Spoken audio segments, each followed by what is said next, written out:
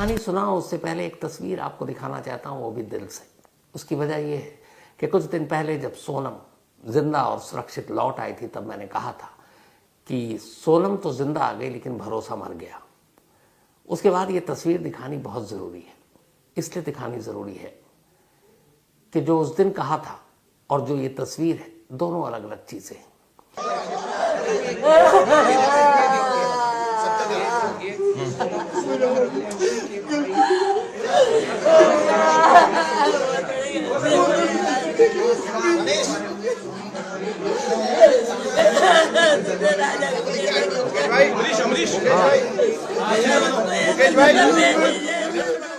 इस तस्वीर में एक शख्स है जो गोविंद है, सोनम का भाई। वही गोविंद जो 15 दिनों तक अपनी बहन को मेघालय में ढूंढता फिर रहा था।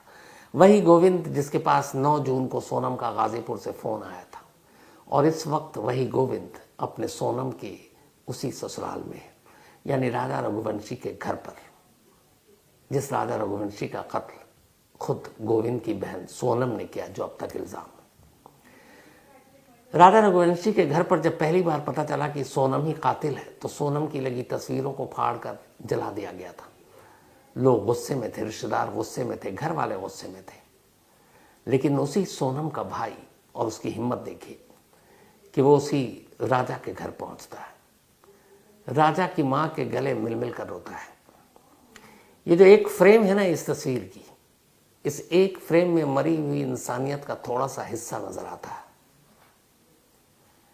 कि जिसकी बहन पर इस घर के चिराग को बुझा देने का इल्जाम है, उसी का भाई उस घर में वहां जाकर उन लोगों से माफी मांगता है, उन्हें हौसला देता है और फिर कहता है कि उसकी बहन कसूरवार है तो वो खुद उसे सजा दिलाने के लिए किसी भी हद तक जा सकता है। राजा के घर वाले भी अच्छे लोग, उन्हें भी पता है कि सोनम का ये भाई जो अपनी बहन को ढूंढने के लिए 15 दिनों से घर बार छोड़कर मेघालय में भटक रहा था, वो बेचारा अनजान था। उसे पता ही नहीं था कि उसकी बहन क्या कर रही है। ये तस्वीर इसीलिए दिखाना चाहता था कि अक्सर होता यह है कि जब कोई क्राइम करता है या कोई क्रिमिनल पकड़ा जाता है, तो उसके साथ साथ हम उसके पूरे परिवार को क्रिमिनल बना देते हैं, जबकि क्राइम करने वाला एक होता है। यहाँ सोनम गुनहगार है, लेकिन सोनम के इस भाई की कोई गलती नहीं, क्योंकि इसने कुछ नहीं किया था। और इसके हौसले और जज्बे को सलाम है कि ये जानते हुए भी कि सोनम के घर वाले, रिश्तेदार, शायद जो ससुराल वाले सोनम के गुस्से में होंगे, वो फिर भी वहां पहुंचता है और राजा की मां से गले मिलकर रोता है। इसलिए यह तस्वीर आपको दिखाई थी। अब आते हैं आज की कहानी के ऊपर। मेघालय के DIG Davis N R Marak. Davis N R Marak से हमारे आज सहयोगी अरविंद ओझा ने मेघालय में बातचीत की थी। सोचकर भी अजीब लगता है कि जिसकी शादी को सिर्फ 11-12 दिन हुए हैं, पति को मार डालती है। पति हथियार से घायल होने के बाद जमीन पर तड़प रहा, अभी जिंदा है, मरा नहीं है, राजा रघुवंशी। 3 किलर उसके पास खड़े और वहीं पर खड़ी है उसकी पत्नी सोनम। राजा मरने से पहले ये देख चुका था और राजा मरने से पहले ये जान चुका था कि उसकी मौत की वजह क्या है। सोचिए, वो हनीमून मनाना गया था।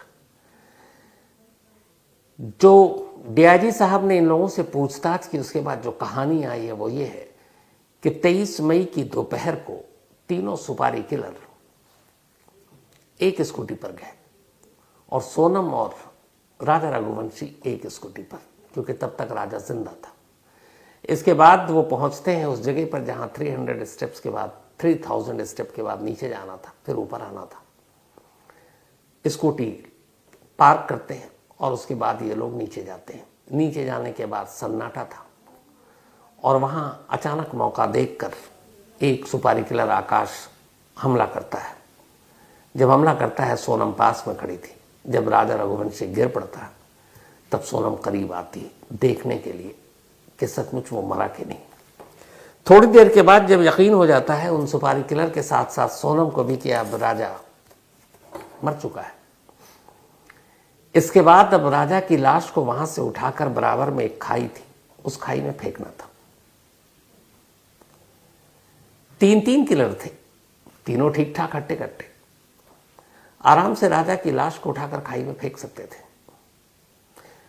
लेकिन पता नहीं क्या बात थी कि सोनम उन सुपारी किलर की मदद के लिए आगे आती है। फिर 4 हो जाते हैं। चारों मिलकर एक एक हाथ पैर राजा रघुवंशी का पकड़ते हैं और फिर उसको उठाकर पास की खाई में फेंकते हैं। एक सुपारी किलर ने एक पैर, एक ने दूसरा पैर, एक ने एक हाथ, एक ने एक हाथ।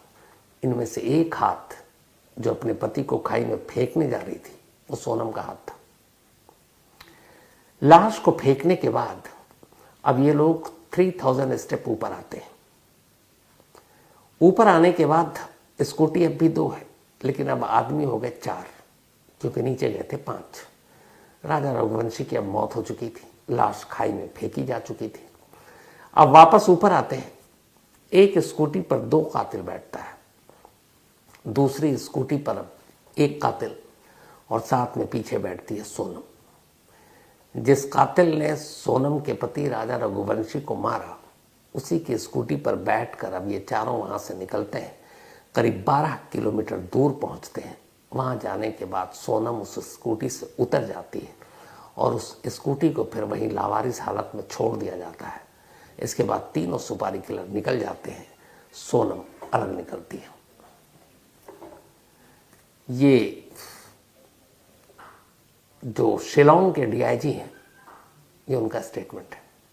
तीनों अक्यूज्ड ने, कॉन्ट्रैक्ट किलर ने राजा रघुवंशी का मर्डर किया, तो बॉडी को खाई में फेंकने में किन किन का रोल था? देखिए, वो लोग ने जब हम लोग ने इंटरोगेट किया, इनिशियल इंटरोगेशन में वो लोग ने बताया कि वो तीनों, और वो लोग ने राजा का बॉडी को वो लोग ने उठाया और उसके वो लोग तीनों के साथ सोनम ने भी खुद वो लोग को मदद किया है उसको बॉडी को उठाने में। इंटरव्यू में ऑन द रिकॉर्ड कि लाश को खाई में फेंकने वालों में से एक सोनम थी। अब ये तो 23 तारीख की बात हो गई। जो इन्वेस्टिगेशन के दौरान बाकी चीजें पता चली, उनमें से एक ये कि सोनम और राजा रघुवंशी जब मेघालय पहुंचे तब उनके पास 4 मोबाइल फोन थे, लेकिन पुलिस को अब तक सिर्फ एक फोन मिला है। 3 मोबाइल गायब है। उन तीनों की तलाश की जा रही है। शादी के बाद 11 मई को शादी हुई और 13 मई तक सोनम ससुराल में रही। 11, 12, 13, 14 को मायके गई थी। लेकिन इन 3 दिनों में सोनम और राजा रघुवंशी के साथ एक पति पत्नी वाले रिश्ते नहीं थे, न संबंध थे। उसकी एक वजह थी। जो पूछताछ में खुलासा हुआ वो ये हुआ कि जब सोनम की शादी हुई, ससुराल पहुंची, तब उसने राजा रघुवंशी के सामने एक बात कही। उसने कहा कि मैंने मन्नत मानी थी कि शादी के बाद मैं कामाख्या देवी मंदिर जाऊंगी, असम, और जब तक मेरी मन्नत ये पूरी नहीं हो जाएगी तब तक आप मुझे छुएंगे नहीं। राजा रघुवंशी को क्या पता था कि इस मन्नत के पीछे की फितरत क्या है। उसने भी कहा जैसी सोनम की ख्वाहिश, और इसीलिए उन 3 दिनों में कभी उन दोनों के बीच पति पत्नी वाले संबंध नहीं बने और सोनम इंतजार कर रही थी। और इसके बाद वो मायके गई, फिर 20 को वहां से निकल गई। अब वो पहुंची गुवाहाटी। गुवाहाटी में उसने कामाख्या देवी मंदिर के दर्शन पूरे कर लिए। अब उसकी मन्नत पूरी हो गई। लेकिन सोनम होशियार, उसने कहा अब मेघालय चलते हैं, और वो मन्नत के बाद सीधे मेघालय पहुंच गई। और ये बात है 21 मई की। 20 मई को निकले थे, 21 मई को मन्नत पूरी हुई और वो अब मेघालय पहुंच चुके हैं। गुवाहाटी से ज्यादा दूर है नहीं। मेघालय पहुंचने के बाद अब सोनम को इस बात का एहसास था कि मन्नत पूरी हो चुकी है, अब वो बहाना और नहीं कर सकती। राजा रघुवंशी को करीब आने से रोक नहीं सकती। तो इसी के बाद उसने मेघालय पहुंचते ही जो पहला काम था वो ये था कि 22 मई को ही राजा रघुवंशी को मार दिया जाए। 21 को पहुंची थी, 22 मई की प्लानिंग की थी। और प्लान ये था कि राजा रघुवंशी का कत्ल नहीं करना है ताकि शक ना हो। उसे एक सेल्फी मौत देनी है। किसी ऐसी जगह पर शिलोंग में जाएंगे या चेरापूंजी में जहां पर गहरी खाई हो, वहां से उसे धक्का देंगे और फिर वो मर जाएगा और उसके बाद यही बताएंगे ये एक हादसा था। लेकिन खराब मौसम, गहरे बादल और बारिश ने सोनम का ये प्लान बिगाड़ दिया था, तो वो हो नहीं पाया। अब सोनम परेशान हो गई थी, क्योंकि उसे पता था कि अब एक तो राजा रघुवंशी को लौटने की भी फिक्र थी। उसने कह दिया था वहां से 2 दिन में लौट आएगा। 21 को पहुंचा था, 23 को लौटना था। अब 23 की ही तारीख थी सोनम के पास, और 23 को वो ट्रैकिंग के लिए गए। लेकिन इत्तेफाक से उस दिन उन्हें कहीं कुछ सन्नाटे में खाई नजर नहीं आई कि जहां से धक्का दे सके। इसीलिए प्लान बी पे काम हुआ और सुपारी किलर को फिर कहा गया कि तुम ही मारो। लेकिन मारते वक्त वो वहां पे गवाह के तौर पर खड़ी थी। फिर कातिल के साथ ही, अपने पति के कातिल के साथ स्कूटी पर वापस गई। मर्डर के बाद वो लोग एक जगह थे जिसका नाम है मौकोटॉक, वहां तक वो लोग एक साथ आए थे। कॉन्ट्रैक्ट किलर्स के पास वो लोग 2 स्कूटी में आए थे, और दूसरी स्कूटी में सोनम बैठ के, वो तीसरा मतलब 2 लोग एक स्कूटी में बैठे थे, और जो तीसरा जो कॉन्ट्रैक्ट किलर है उसके साथ सोनम बैठ के मौकोटॉक बोल के एक जगह है वहां तक वापस आए थे। अब डीआईजी साहब ने यह खुलासा तो किया, एक और अजीब चीज हुई है। वो ये कि जब इन 5 से अलग अलग इंट्रोगेशन हुआ, अभी तक किसी को आमने सामने बिठाकर खुलासा नहीं, मतलब पूछताछ नहीं हो। इसकी वजह यह है कि अभी ऑफिशियली पुलिस कस्टडी नहीं मिली थी। आज मेघालय की कोर्ट में 5 आरोपियों को, 4 इंदौर से पहुंचे और यहां से सोनम को गाजीपुर से ले जाया गया था।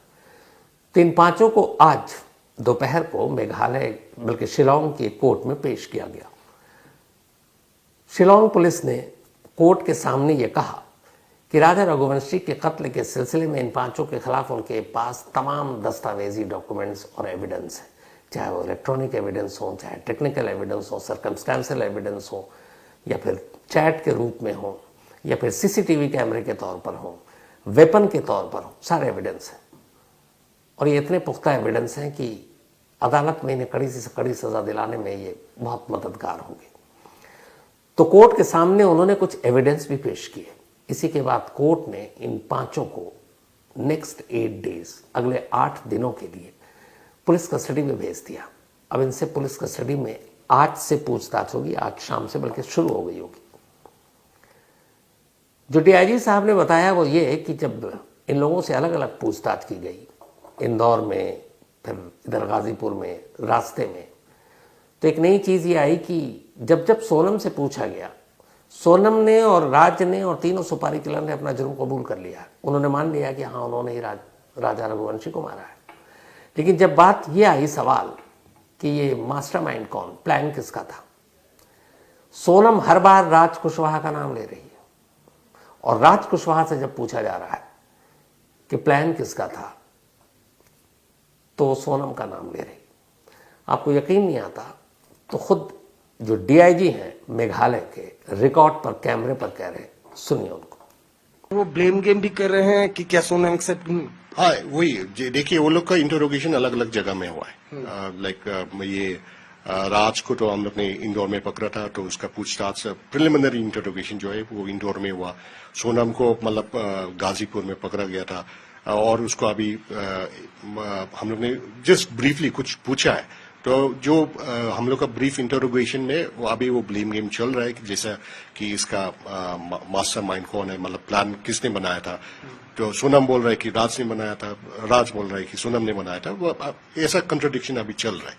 तो अभी तो मुकदमा भी शुरू नहीं हुआ, ऑफिशियल पूछताछ भी अब शुरू हो रही है। लेकिन लगता है कि इन दोनों प्रेमी जोड़ों के बीच अभी से दरार पड़नी शुरू हो गई है, क्योंकि जब बात जुर्म और सजा की है तो एक दूसरे पर अब डाल रहे हैं। सोनम कह रही है कि इसकी प्लानिंग थी राज की, राज कह रहा है कि सोनम की थी। लेकिन जाहिर सी बात है कि जो सारे एविडेंस हैं, और जब 8 दिन है अभी मेघालय पुलिस के पास, पूछताछ के दौरान सारी सच्चाई तो सामने आ जाएगी। एक जो मैंने पहले भी आपको कहा था कि आखिर ये सेल्फी किलिंग वाली बात क्यों थी, सेल्फी क्यों, तो मेघालय पुलिस ने बताया कि जब सोनम के सोशल मीडिया अकाउंट को खंगाला गया, गूगल सर्च इंजन के जरिए उसकी देखी गई क्या क्या वो कर रही थी पिछले 1 महीने में, तो मेघालय को बहुत सर्च किया था उसने। मेघालय, चेरापूंजी, इन सबको सर्च किया और यहां से भी क्लू मिला। तो असल में, और दूसरा उसने ये भी देखा कि सेल्फी को लेके कितने हादसे हो रहे हैं, अलग अलग हर खबरें आती रहती हैं। तब उसे पहली बार ये आया था कि अगर सुपारी किलर से मारते हैं तो थोड़ा सा एक डाउट होता पकड़े जाने का। तो सुपारी किलर से किलिंग का सेकंड ऑप्शन रखा गया था। पहला ऑप्शन सुपारी किलर था ही नहीं, ये सेफ्टी था, प्लान बी, कि अगर नहीं हुआ तो क्या करेंगे, यानी डेस्परेट थे मारने के लिए। तो सोनम और राज ने पहला यही बनाया था कि जब पहला नाकाम होगा तब हम सेकंड सुपारी किलर से ये काम कराएंगे।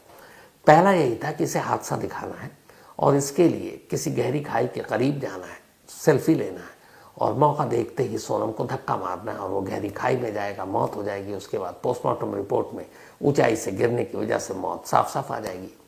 फिर उसके बाद फायदा ये होगा कि शादी के कुछ दिन बाद विधवा हुई सोनम के साथ उसके मायके और ससुराल दोनों लोगों की हमदर्दी होगी और फिर कुछ वक्त बीतेगा, लोग इस गम को भूल जाएंगे। फिर अचानक एक रोज राज कुशवाहा फरिश्ता बनकर आएगा कि मैं एक विधवा से शादी करने को तैयार हूं और घर वाले भी अपनी जवान विधवा बेटी की शादी खुशी खुशी कर देंगे। पूरी प्लानिंग यही थी। लेकिन 22 मई को मौसम और बारिश ने बचा लिया था।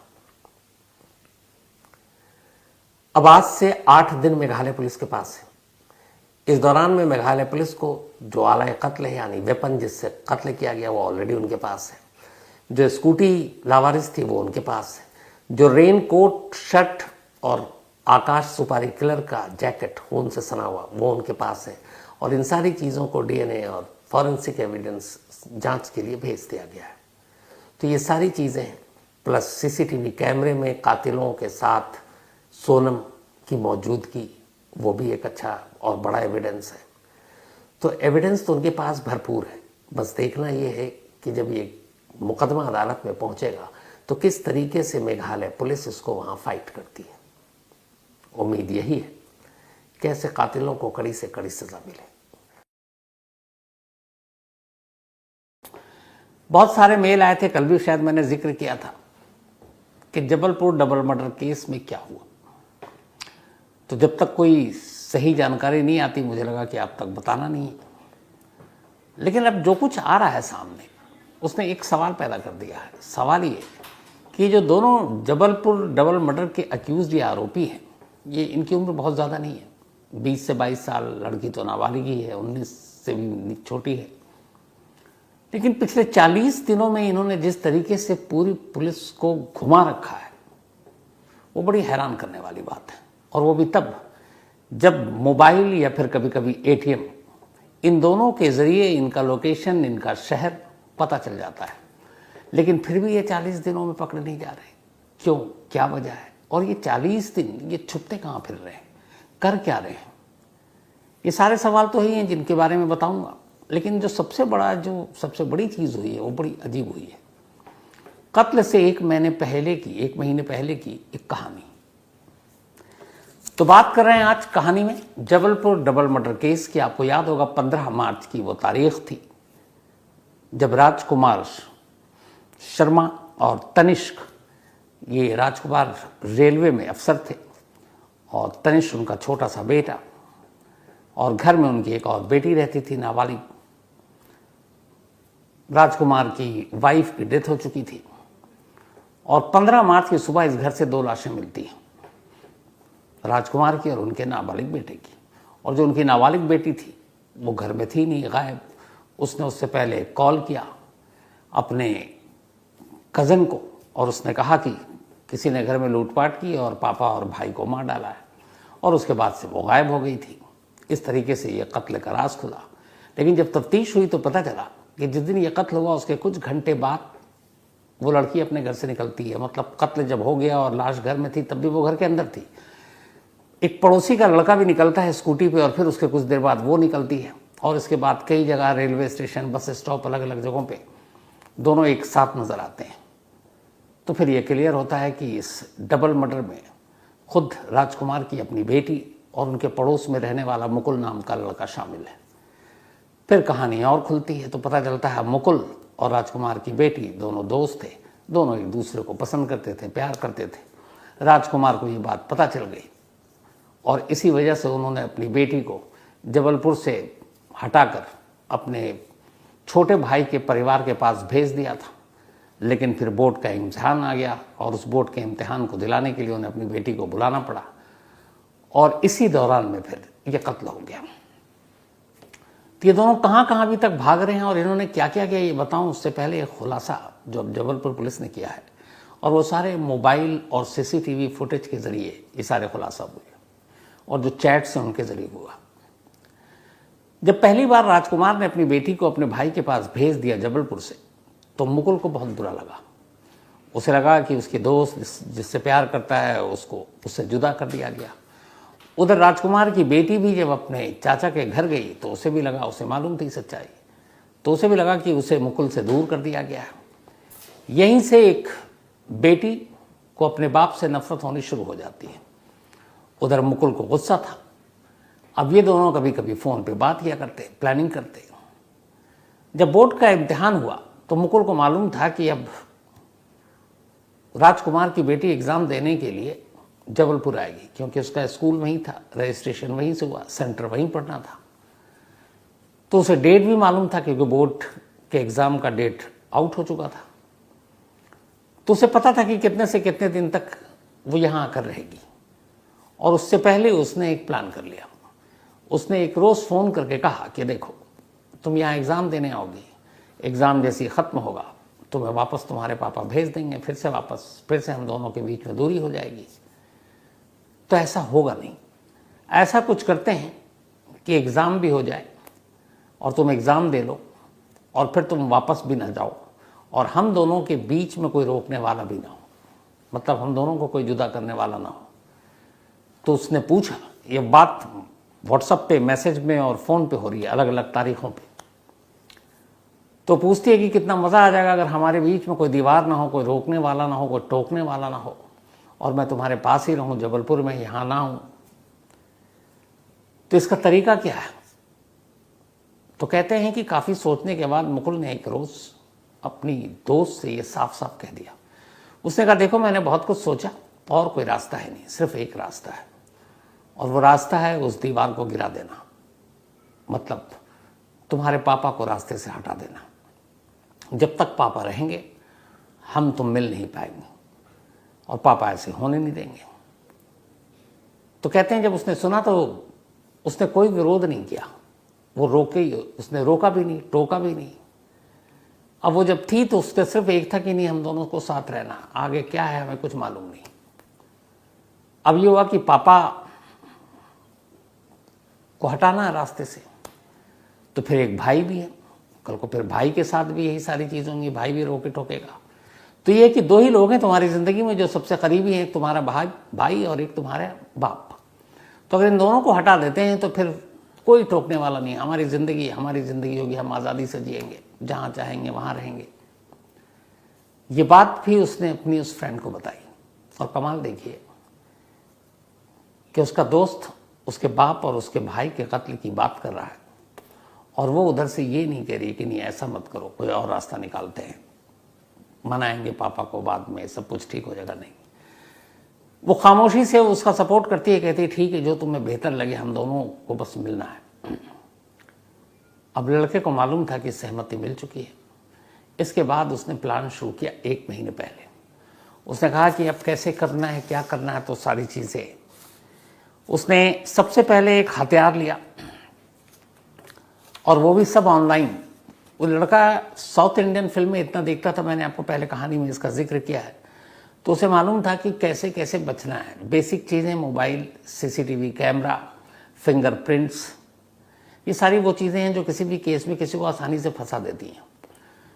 तो इस दौरान में वो साउथ इंडियन इतनी फिल्में देख चुका था कि उसके दिमाग में बस यही सारे चल रहे थे कि कैसे क्राइम करना और कैसे बचना है, दोनों उसके एस्पेक्ट।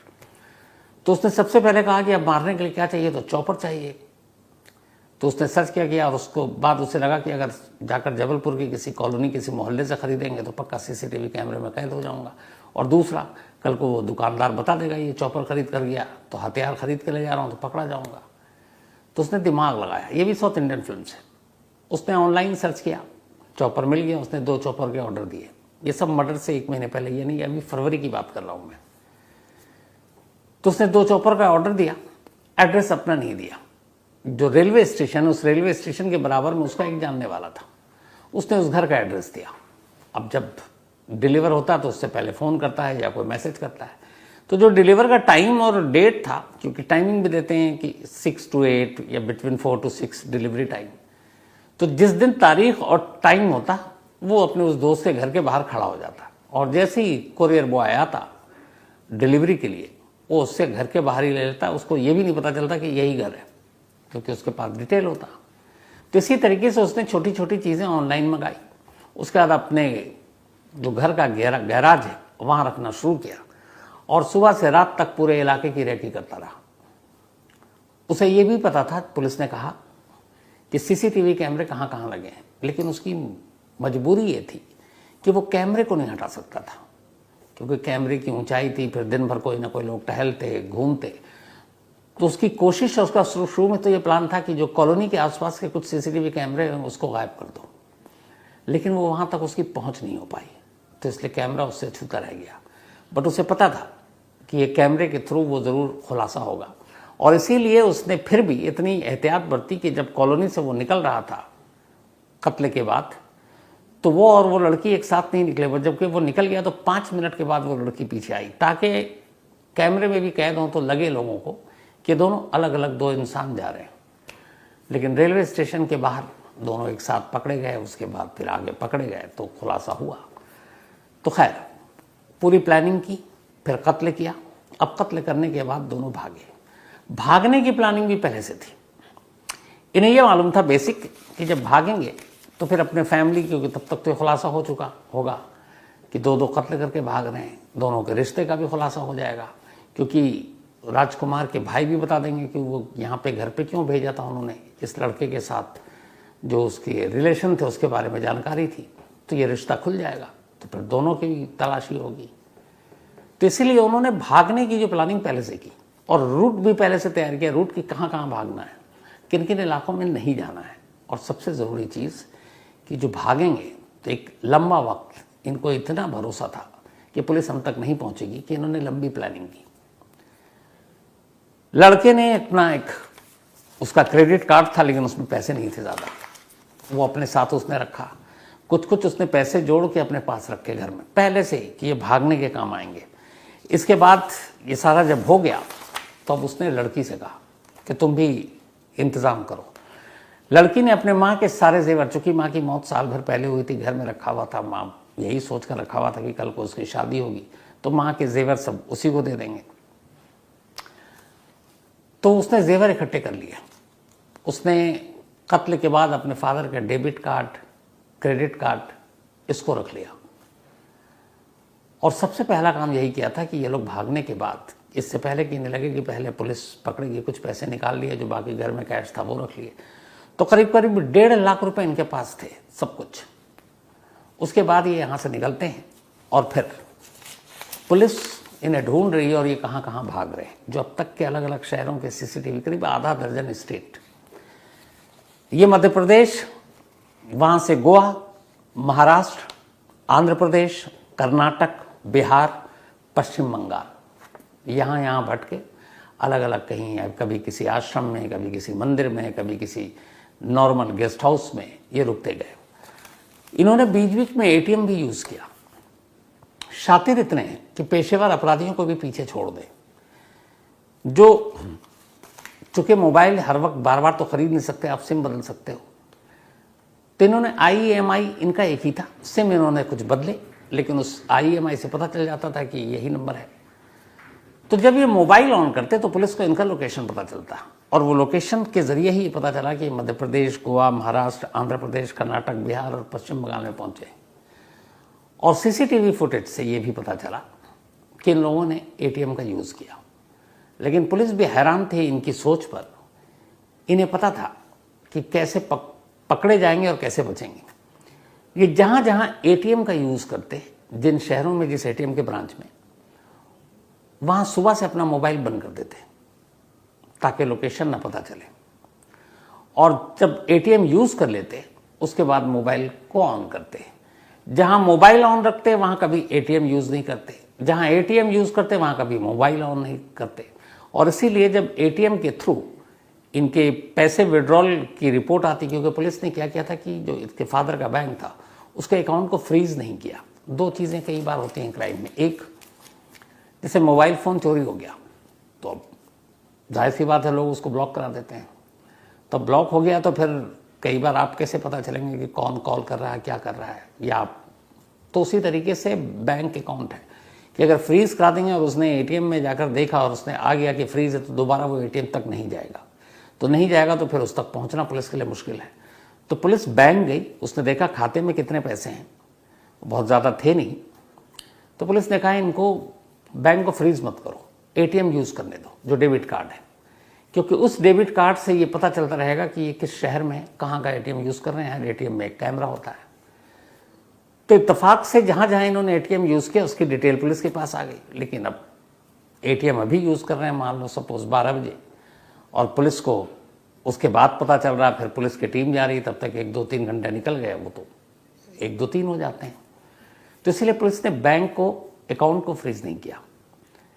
लेकिन अब 40 दिन हो गए, लगभग पैसे भी निकल गए, अब पुलिस को लगा कि कोई फायदा नहीं है, इसीलिए अब पुलिस ने जाकर उस बैंक को अकाउंट को फ्रीज कर दिया है, क्योंकि लगता है कि अब उन्हें उससे कोई मतलब नहीं है। लेकिन जो सबसे हैरान करने वाली चीज़ अब सामने आई, जो इनका आखिरी लोकेशन मिला अभी लेटेस्ट, वो मिला है पश्चिम बंगाल में बांग्लादेश बॉर्डर के पास। अब जब पुलिस उस बॉर्डर के पास के लोकेशन और उस मोबाइल नंबर को ट्रेस करती है तो एक और चौंकाने वाली जानकारी मिलती है कि इससे पहले इनका एक लोकेशन नेपाल बॉर्डर पर भी मिला था। इन दो लोकेशन से अब खतरा ये है कि ये दोनों देश के करीब आधा दर्जन स्टेट में छुपते छुपाते अब सरहद पर पहुंच गए हैं, और इन्होंने दो ऐसे देश चुने जहां की सरहद की सीमा को पार करना बहुत मुश्किल काम नहीं है। वजह ये कि नेपाल में आपको न पासपोर्ट चाहिए न वीज़ा चाहिए, आप यूं ही जा सकते हैं। बांग्लादेश में पासपोर्ट और वीज़ा ज़रूर चाहिए, लेकिन बांग्लादेश की जो सरहद है वो कम से कम पश्चिम बंगाल के इर्द गिर्द बहुत सारे ऐसे इलाके हैं जहां सरहद होते हुए भी सरहद नहीं है, तो आप आसानी से क्रॉस कर सकते हैं। बहुत सारे ऐसे एजेंट घूमते भी रहते हैं। तो एक नेपाल और दूसरा बांग्लादेश। अब सोचिए, एक 18-19 साल की लड़की, एक 21-22 साल का लड़का, 40 दिन से पूरी एमपी पुलिस को उसने घुमा दिया। इन 40 दिनों में एमपी पुलिस ने कई स्टेट पुलिस की मदद ली, उन सब की पुलिस को घुमा दिया, और उसके बाद अब ये दोनों सरहद पर जाकर खड़े हैं। अब क्या पता सरहद अब तक पार भी कर चुके हैं। तो एक बार सरहद पार कर गए तो फिर क्या होगा। और दूसरा, 40 दिनों तक न इन्हें पैसे की तंगी हुई, न किसी और चीज़ की, न कहीं से इनका और कोई सुराग मिला, और जब सुराग मिला तब तक वो शहर से बहुत दूर निकल चुके थे। तो मतलब क्या प्लानिंग की इन दोनों ने। और ये प्लानिंग ही ये बताता है, जो पुलिस के सोर्सेज वो बताते हैं, कि उसने हर कदम पे वही चाल चली है जिसका वो शौकीन था। यानी south Indian crime thriller movie देखकर उसने कैसे बचें और कैसे भागें, ये सारी चीज़ें प्लान कर रखी थी, और इसीलिए वो अब तक बचे हुए हैं। लेकिन यहाँ एमपी पुलिस के लिए सवाल खड़ा होता है। सवाल ये कि 40 दिन हो गए, दो बच्चे, जो बच्चे ही कहेंगे एक तरह से, जिनका कोई क्रिमिनल बैकग्राउंड नहीं, ये फर्स्ट क्राइम है, और एटीएम और मोबाइल के ज़रिए उनके लोकेशन भी मिलते रहे हैं। तो फिर ऐसी क्या मजबूरी है कि 40 दिन हो गए और पुलिस जो है इन तक पहुंच ही नहीं पा रही है। और न सिर्फ पहुंच नहीं पा रही है, बल्कि अब तो दोनों बॉर्डर के भी पार निकलने की कोशिश कर रहे हैं। तो कहीं ना कहीं कुछ कमियां भी हैं पुलिस की, कि या तो फुल फ्लेज, क्योंकि बड़े बड़े शातिर क्रिमिनल और अपराधी जो होते हैं उन तक पुलिस पहुंच जाती है, और ये जिनका कोई क्रिमिनल बैकग्राउंड नहीं, फर्स्ट टाइमर है, और दोनों पुलिस को छका रहे हैं, और पुलिस छक रही है। और अब तो ये अगर बॉर्डर पार कर गए तो फिर पता नहीं हाथ आएंगे कि नहीं आएंगे। लेकिन जब भी हाथ आएंगे तो मैं फिर उसकी बात या अपडेट आपको ज़रूर दूंगा। लेकिन वाकई ये जबलपुर पुलिस के लिए भी एक चैलेंजिंग केस अब हो गया। जो केस अभी तक ये लग रहा था कि ये भागे हैं 2-3 दिन के अंदर, कहाँ तक भागेंगे। खुद जबलपुर पुलिस की टीम यही कहती थी, कहाँ तक भागेंगे, पैसे ख़त्म हो जाएंगे, कोई और दोनों फैमिली में से कोई उनको सपोर्ट कर नहीं रहा है, ना वो किसी से कांटेक्ट कर रहे हैं। तो लड़के के बाप तक ने कह दिया कि हमारा कोई रिश्ता नहीं है, तो फिर कोई सपोर्ट है नहीं, पैसे का जो पैसे थे इनके पास लगभग खत्म, तो फिर कहाँ? तो पुलिस को था कि खुद ही भाग के आएंगे या पकड़े जाएंगे, लेकिन 40 दिन तो उन्होंने निकाल दिया। 15 मार्च और आज 25 मार्च, तो सोचिए अब तक निकाल दिया और पुलिस के हाथ नहीं लगे। वाकई कहाँ कहाँ से कैसे कैसे ये लोग भी दिमाग लगाते हैं जो क्राइम करते हैं। खैर, कहानी में आज इतना ही।